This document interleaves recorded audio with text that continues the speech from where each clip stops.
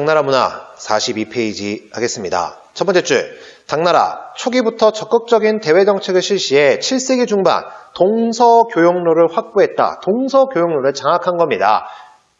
실크로드 주변, 그 사막길, 비단길을 장악하면서 주변 유목민족들이 다 고개 숙이고 눈 깔게 된 거야. 그런 상황 속에서 두 번째 줄, 사막길, 그리고 바닷길 등 교통로를 중심으로 서역 상인들의 왕래가 활발해집니다. 또한 세 번째 줄, 중국의 견직물, 비단, 그리고 도자기, 금은 세곡품 이런 것들이 그 실크로드 또는 바닷길을 따라서 다른 지역으로 수출되게 되고, 그러면서 네 번째 줄, 국제적인 문화가 발전하니 당나라 문화의 특징의 첫 번째, 국제적인 문화입니다.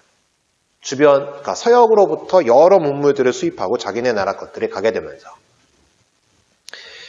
이렇게 국제적인 문화 속에서 바로 그 아랫줄, 외국인에게 개방정책을 또 펼치면서 개방정책을 펼쳤기 때문에 수도 장안성에는 세계 각지의 상인, 유학생, 유학승려들이 모여들게 되고 또 여러 외국으로부터 문물을 받게 되면서 조로아스터교, 마니교, 네스토리오스교 이런 외래 종교들이 들어왔고 그 아랫줄 이국적인 당삼체가 유행하게 됩니다.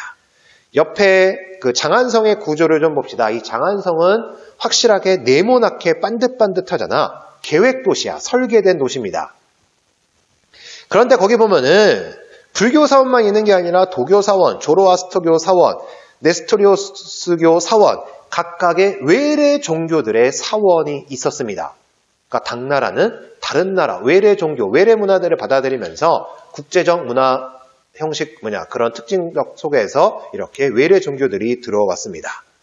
조로아스터교, 우리가 이제 이슬람 역사 배우면서 페르시아 이때 가서 좀 더 자세히 배울 거고, 배화교라고 있는 거는 배가 숭배하다, 불을 숭배하는 종교라서 그렇고, 네스토리오스교, 이걸 경교라고 하는데 이 네스토리오스교가 뭐냐면은 크리스트교의 일파입니다. 이게 유럽에서 아마 이단으로 판명받아서 이게 도망쳐서 쭉 넘어오다가 서역으로 통해서 중국으로 들어오게 됐고, 이 중국으로 들어온 이 당나라 왕 우리랑 교류하게 되면서 신라시대 무덤은 아닌 것 같고, 아무튼 그 신라시대 때 십자가 모양의 그 조각품이 나온다든지 아니면은 성모 마리아랑 비슷하게 생긴 불상이 나오는 거, 이게 우리나라에서도 경교의 영향을 받은 거, 그것은 바로 당나라로부터 들어왔다라는 것들, 이렇게 계속해서 문물들이 교류됐다라는 것을 이런 유물을 통해서 알 수가 있습니다.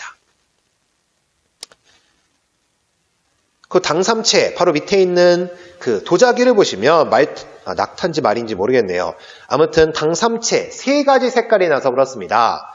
백색 바탕에 어떤 색깔이냐? 갈색, 녹색, 청색 이 유약을 사용해서 광택을 낸 도자기. 그래서 당삼체가 유행하게 되고, 이 장안성의 구조는 나중에 동아시아사 여러분들이 3학년 때 가서 선택을 하게 되면은 요거 아마 배울 거야. 이 당나라의 영향을 받아서 동아시아의 각국의 수도들이 이렇게 계획도시로 구성이 됐다라는 점. 한국사 때 얘기했는지 모르겠네요. 발해의 장안성. 장안성이 아니라 발해에는 상경성. 발해의 상경성이 이거를 그대로 본따서 만든. 그 다음에 일본의 헤이조쿄. 그리고 신라 금성도 이렇게 좀 바뀌게 됩니다. 나중에는. 이게 당나라의 영향을 받아서 동아시아가 전체적으로 이렇게 계획도시들을 만들었습니다. 근데 지금은 동아시아 시간이 아니니까 그냥 국제적인 문화, 그래서 여러 종교들 이렇게 받아들였고 이런 종교들 사원들이 있었다. 그리고 두 번째 문단 첫 번째 줄, 당나라 때 불교 봅시다. 바로 그 아랫줄, 국가의 지원을 받아서 호국불교의 성격이 강합니다. 이게 위진남북조 시대 때 북조에서 이 불교가 호국불교, 그래서 그 석굴사원들 황제 모습을 본따서 만들었다. 다 기억나지? 이것들이 당나라 때로 그대로 오게 됐고 마찬가지로 호국불교 성격이 강하게 됩니다. 그리고 두 번째 줄, 동서교역로의 발달에 힘입어 현장법사, 의정, 이런 스님들, 이런 불교 승려들이 서역과 인도를 여행했고 왔다 갔다 하면서 여러 가지 견문들, 여행 기록들을 남기게 됩니다. 그리고 밑에서 두 번째 줄 끝에 위진남북조 시대에 유행하던 도교, 왕실의 보호를 받으며 더욱 발전했고 그러다 보니까 도교 사원들이 장안성, 수도 안에 이렇게 있었습니다. 마지막 문단 첫 번째 줄, 당나라, 귀족 중심의 사회였습니다. 수나라 때 과거제로 인해서 귀족들이 조금 약화됐지만 당나라 때 2차 시험이 면접이 되면서 기억나지? 면접하게 되면서 결국 주관이 들어가게 되고 그러다 보니까 가문을 보게 되면서 결국 귀족들이 다시금 그 과거제를 장악했다. 그래서 당나라도 계속 귀족 중심의 사회였고 그렇기 때문에 당나라 문화 특징 두 번째는 바로 귀족 문화입니다. 첫 번째 국제적인 성격을 갖고 있었고 두 번째는 귀족적 성격을 갖고 있는데 그러다 보니까 마지막 문단 첫 번째 줄 계속 보면은 문학에서 바로 귀족의 취향에 맞는 시가 발달했으니 대표적인 시인, 이백, 두보 이런 사람들이 있었고 두 번째 줄 끝에 그림에서는 왕유가 산수화에 뛰어났고 글씨에서는 구양순 이 사람들이 이름을 알렸고 유학에서는 훈고학을 집대성한 한나라 때 유학 그 분서갱유 때 불탄 거 다시 경전을 복원하는 과정에서 글자의 자구 해석 글자의 뜻이 무엇인지 그 문장, 글귀가 어떤 뜻인지라는 훈고학 기억나지? 그 훈고학 당나라 때까지 이어진다고 얘기했고 이 당나라 때 바로 이 훈고학을 집대성한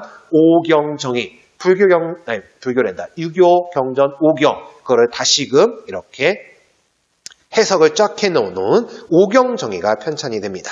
그러면서 밑에서 두 번째 줄 끝에 한자, 유교, 율령, 불교 요 네 가지 요소로 하는 동아시아 문화권이 형성이 되고 요게 44쪽에 나와 있는데 44쪽 내용은 일본사 하면서 44쪽까지 좀 보도록 하겠습니다.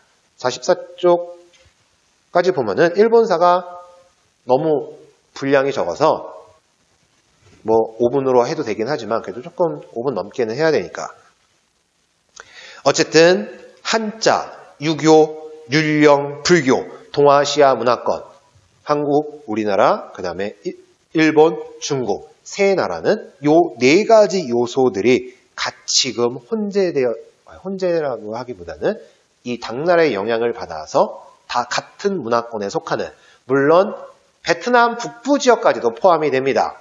그래서 원래는 여러분들 2015 개정교육 전에는 동아시아에 베트남도 있었어. 근데 지금은 베트남은 빠졌습니다.